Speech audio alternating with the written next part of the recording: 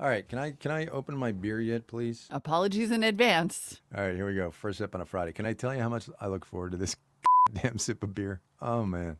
Hey, YouTube. Thank you for tuning into another happy hour episode. Look at my beautiful cocktail. We're calling it Economics on Tap. Do us a favor, hit that subscribe button, and you will never miss an episode. Also, let us know what's in your glass. Cheers. There it He's is. right there we there. go. He Yep, was it's on. right there. Oh my God. Hey everybody, how are you? It is Friday.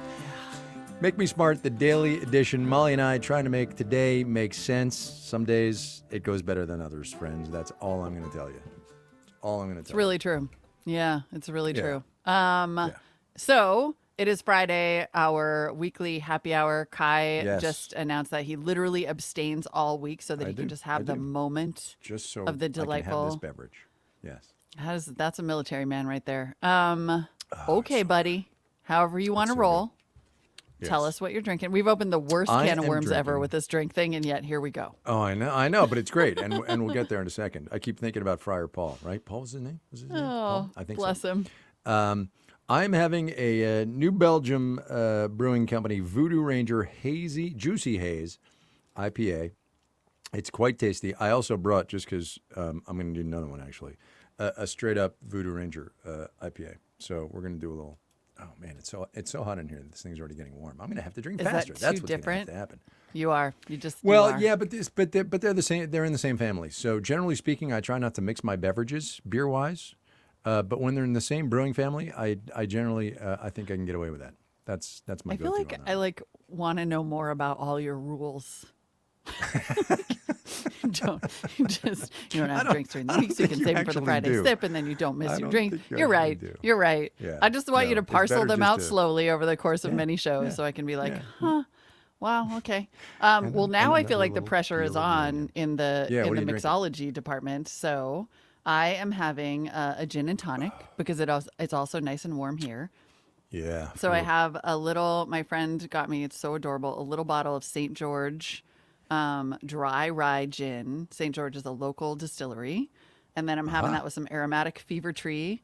And I plucked What? a Wait, couple of what? little What? Hold on. Foofy alert. Aromatic Yeah. fever tree? What even is fever that? tree. It's a type of tonic water. It's like Okay. it's a thing. Alright. It's like all fancy and adorable, and it comes in these cute little bottles. It's just the exact right Okay. amount for a gin and tonic.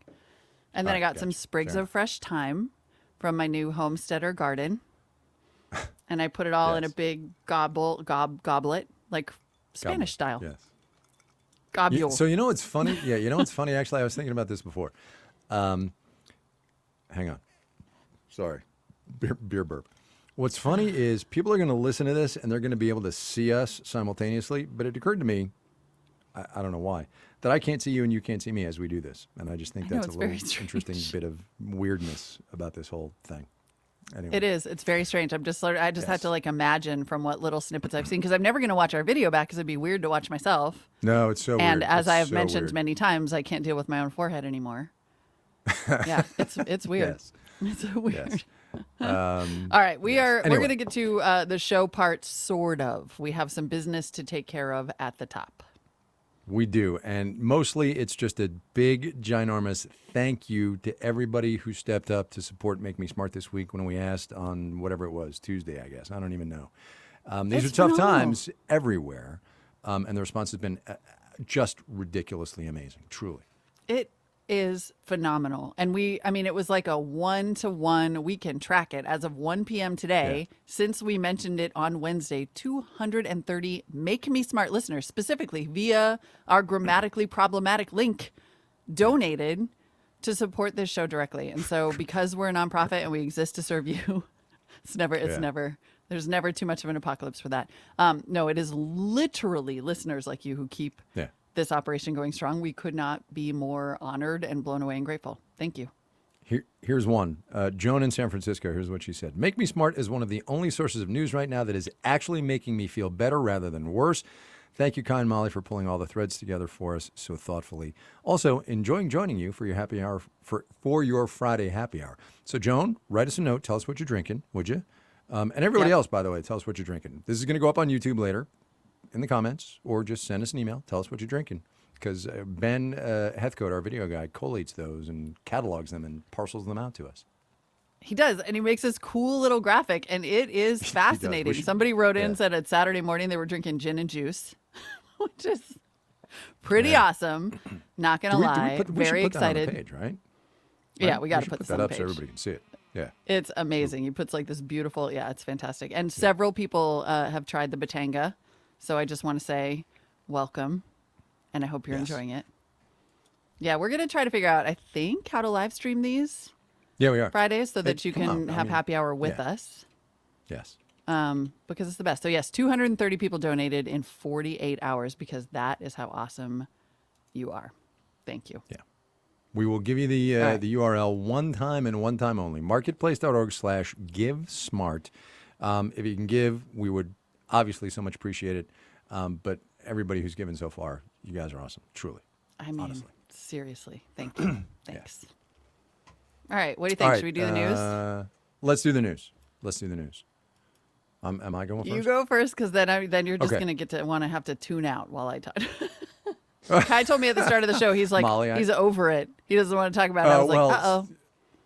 I'm Mayday. kind of done with coronavirus this week. So I'm moving to something else, which is actually coronavirus related. It's also related to something I mentioned a week, 10 days ago, whatever it was, when Brett Crozier, the captain of the USS Theodore Roosevelt, the ship on which I served, these many years ago, was relieved of command for making public the situation on his ship, which was coronavirus running rampant. At that point, it was in the low double digits. Now it's like 800 people out of the 5,000 on that crew. Anyway, news today that the United States Navy is recommending to the Secretary of Defense that Captain Crozier be reinstated to command of the Roosevelt. The Secretary of Defense apparently has not yet been able to make a decision on this, and one imagines he's worried about getting sideways with his boss, the President of the United States, who has a history of delving deep into the military chain of command to upend command decisions that were made. See also Eddie Gallagher, the Navy SEAL. Mm-hmm. But I think this is a really good sign for Navy leadership. I think, sadly, it's possible people are going to lose their jobs if the President does not agree with this. But I think it's really good. It's strong. It's a big morale booster for the United States Navy right now, which is desperately needed, I believe. Yeah. That's it. Yeah. Without question on the morale. Yeah. Absolutely. And I'm glad you picked that, because it also is a little bit of a, even though it's kind of a hot mess, it's also a little bit of a make me smile. Yeah. Ish. Yeah, a little bit. I'm going to do the opposite. Not the complete opposite. I'm not going to do the complete opposite. I'm going to dive into slightly fraught waters, because we actually, it's interesting, because when I was listening to Marketplace this afternoon during my backup duty, I was listening to Catherine Rempel. There, prisoner to the program. just hoping nothing breaks. Yeah. I was listening to Catherine Rempel talk about how we would all be handling this so much better if we knew that there was a plan, if we had some managed expectations about how things should last. And so the item that is 2 links in the service of the same item that I've brought today is it kind of best summed up by this LA Times column that calls for opening, and actually it's interesting because this seems to be in the zeitgeist today, calls for starting a nuanced conversation about what comes next with respect to not necessarily reopening. In fact, I loved that the LA Times opinion piece said we need to start revising our shutdown rules. Like we need to start having a nuanced... That's good. Because I'm so sick and tired of this whole reopening thing. Yeah, that's really good, actually. And unfortunately, and I mean, to the detriment of every freaking one of us, the conversation about how we do this has become politicized, which I told our shared boss, Deb Clark, today that my goal on this show, in order to stay smart, is to try to walk on by the stupid. So that's what I'm going to attempt to do today. The fact that conversation has gotten politicized is dangerous to all of us. However, we should start to have a nuanced conversation about how we revise our approach to shutdown, with the knowledge that we can't do it forever. It's not good for the economy to do it forever. And I think this is I've been thinking about this a lot because of our conversations about valuing human life. Yeah. One thing we may have lost sight of in our conversation is that flattening the curve was never about nobody getting sick. Yeah. we have a virus loose in the world that there's no herd immunity to and no vaccine for. And that situation is going to last a long time, and people are going to get sick. In fact, the goal all along was to make sure that people got sick in a manageable way. And that now we have to face the reality that we're going to have to baby step into more of us getting sick. And that we're going to kind of have to, because short-term herd immunity is our only defense. Yeah. And that the problem with the stupid at this point is that to even have that conversation has gotten so crazy fraught. Like, as soon as you say it, then it's like you're a genocidal maniac Right. or a crazy protester. And if you don't say it, then you're just ignoring the reality on the ground, which is that people cannot keep doing this. And that, frankly, and this is like, there was a Boston Globe piece from earlier this month that said if we keep like locked down to this extent, that then the second wave will be even stronger and faster. Oh, So- interesting. Yeah. So two things. Number one, I poured my second beer while you were speaking. And seems I just wise. would like to say Yeah. that Voodoo Ranger Juicy Haze IPA is better than their straight up IPA, for those of you who want my critique. Number two, what did you make of Catherine's thing on the show this afternoon about we, media and also politicians, but you have to discount them because, come on, need to do a better job making people understand what's at stake here?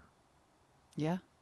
On every level. I mean, really, the media needs to pull out of its death spiral with the president and start doing some better work, which I hope is what we're doing right now, which is like, listen, we're not doing anybody any favors if we report on the sides as opposed to the reality. The reality is a lot of people are going to get sick across the world. A lot of people have to get sick, right? Like, that's just the reality. Yep.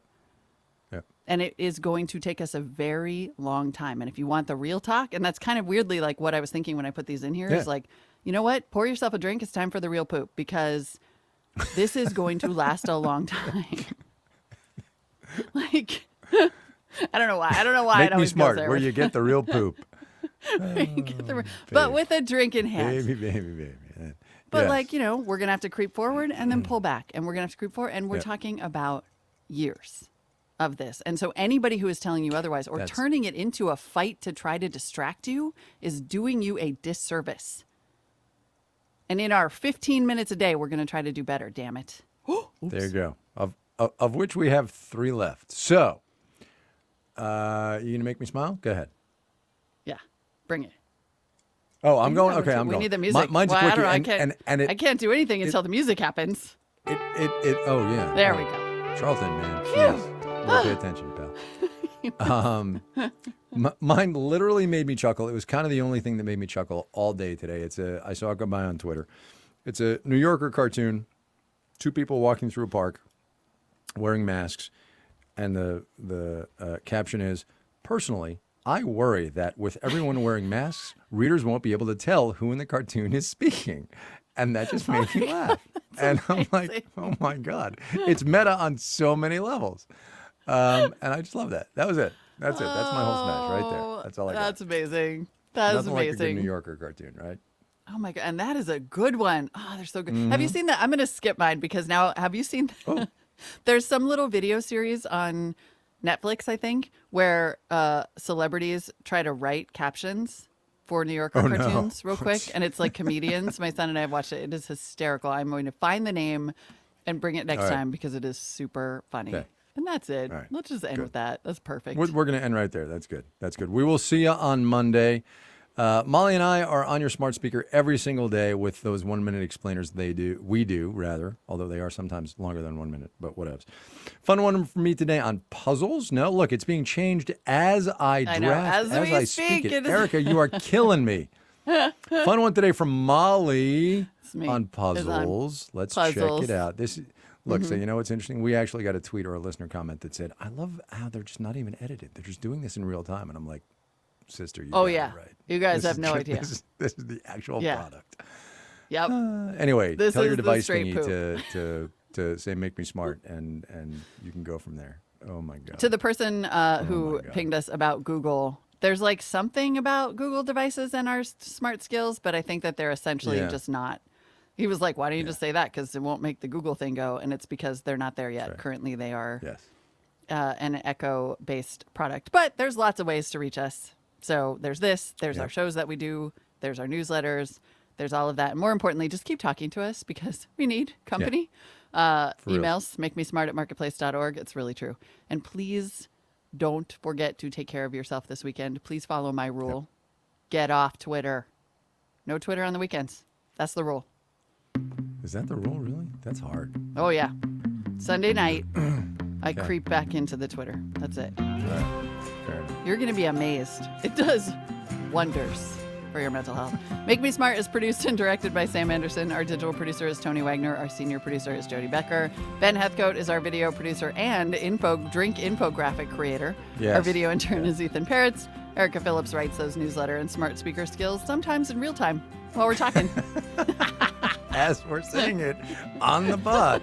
Today's program was engineered by Charlton Thorpe. Our theme music was composed by Ben Talladay and Daniel Ramirez. The executive director of On Demand is Tar Nieves. The senior vice president and general manager is Deborah Clark. Speaking of which, on that graphic that Ben puts together, there's somebody who wanted us to actually interview our collective boss.